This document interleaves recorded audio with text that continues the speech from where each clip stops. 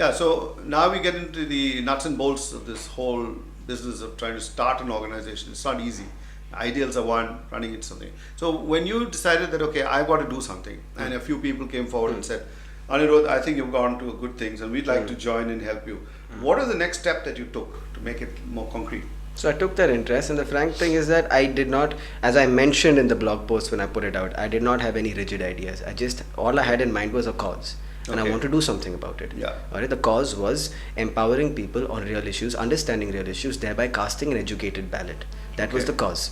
Now, when people came and told me they were interested, I didn't stop at that. I asked them questions, I asked them what their plans were, what they were interested in doing, what their strengths are, mobilize everything together, which is why I said it took weeks of discussion. It took almost 2 months. Okay, so what was it like, good old Shantiniketan under the trees, sipping endless cups of tea, smoking cigarettes, No. piling beer bottles up? What was it? How did it actually happen? Did you actually meet in a cafe? No, we did. Where would it happen? So given that many of them are not from Chennai, or not from my city, it was through Skype, it was through Facebook, it was over the telephone. Those in Chennai, yeah, we did meet up, we did... Intercollegiate, how's the response between collegiates?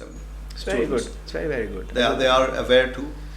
Yeah, they are. As in the sense, just because I'm someone from Loyola College, it didn't have any bar on a person from SRM or a person from MCC wanting I'm talking about Chennai. But you are seeing that there is a whole awareness much larger than before? Or?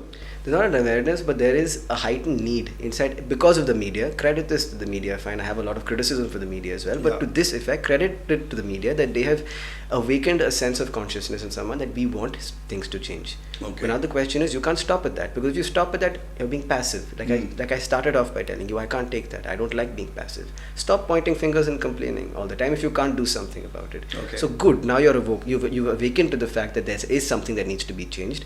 You also have understood that you are in a democracy and the onus of change lies on your shoulders, especially being a young person. Okay. Now let's work to change that.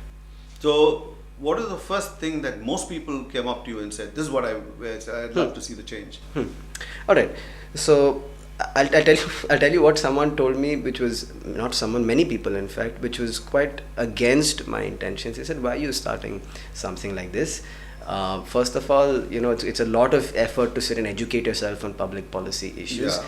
All right, you're not going to create a revolution of sorts. You're still a student. You're still this. You're still that. Don't think too much beyond your capacities. Okay. And quite frankly, I am not thinking beyond my capacities. I'm not trying to rock the boat. I'm not trying to create a revolution. I'm not trying by any measure of any stretch. I am not trying to tell anybody that my organization or the purpose of my organization is a messiah of sorts in the political arena. Or even to start a political party. That's not your This is apolitical. This is not political. Okay. This is issue-based. It's issue-based. Issue-based. It happens to be related to politics. It happens to be related to society, to our polity. But it is not political. Okay. It is not a political organization. We're divorced from that. We don't endorse, we don't support, nothing.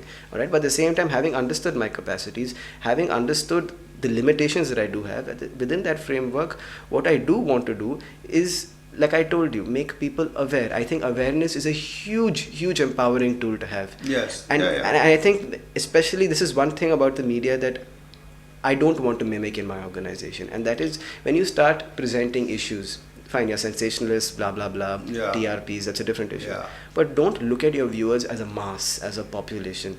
Instead, as a faceless lump out there. Exactly, as a huge statistic sitting in front of you. Okay. It is a collection of individuals. And as each individual is empowered, their awareness is more expanded, they're more aware of issues.